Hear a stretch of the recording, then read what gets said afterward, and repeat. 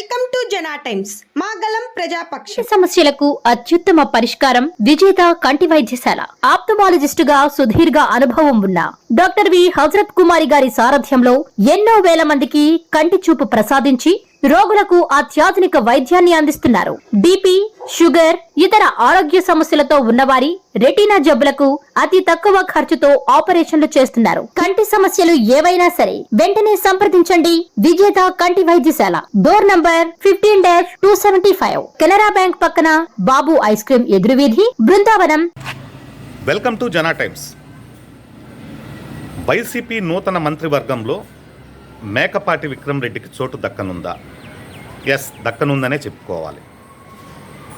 ఎందుకంటే వైఎస్ రాజశేఖర రెడ్డి గారితో ఉన్న రాజమోహన్ రెడ్డి గారికి ఉండే సత్సంబంధాలతో కానీ, ఇటు వైఎస్ జగన్మోహన్ రెడ్డి గారితో ఉన్న దివంగత నేత ఐటీ శాఖ మంత్రి గౌతమ్ రెడ్డికి ఉన్న సత్సంబంధాలు కానీ, వీరి కుటుంబం పైన ఫస్ట్ నుంచి ఆది నుంచి వీరు జగన్ని నమ్ముకొని జగన్ వెంటే నడిచిన ఒక దాఖలాలు వైఎస్ జగన్మోహన్ రెడ్డికి గుర్తుపెట్టుకొని ఐటీ శాఖ మంత్రిగా గౌతమ్ రెడ్డి గారికి ఇచ్చిన విషయం అందరికీ తెలిసిన విషయం.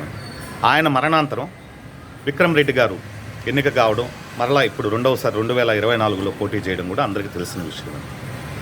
మా ఆత్మకూరు నియోజకవర్గంలో 6 మండలాలు, 6 మండలాలకు కానీ 2 లక్షల ఒక ఓట్ బ్యాంకు, మహిళలకు కానీ పురుషులకు కానీ సమాన ఓట్ బ్యాంక్ ఉండడం, అదే కాకుండా మహిళా ఓటింగ్ శాతం ఈసారి ఎక్కువగా వైసీపీకి ట్రావెల్ అవుతుందనే ఒక వినికిడు కూడా అందరికీ తెలిసిన విషయం. ఇటు మర్రిపాడు కానీ చేజర్ల కాదు మర్రిపాడు కానీ, ఏఎస్పేట కానీ, ఆత్మకూరు కానీ, అనంతసాగరం కానీ, ఈ 4 మండలాల్లో వైసీపీ తుఫాన్ వీస్తుందనే ఒక భావన ఏర్పడింది.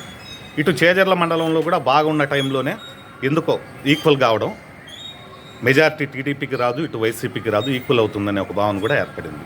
అంతేకాకుండా కూటమిలో బీజేపీ చేరడంతో ముస్లిం మైనార్టీ ఓట్ బ్యాంకు ఆత్మకూరు టౌన్లో కానీ, ఆత్మకూరు పరిసర ప్రాంతాల్లో కానీ అధిక శాతం ఉండడం, అవన్నీ కూడా వైసీపీకి ట్రావెల్ కావడంతో మేకపాటి విక్రమ్ రెడ్డి భారీ మెజార్టీతో గెలవబోతుడనే ఒక సంకేతాలు కూడా అధిష్టానానికి వెళ్ళాయి.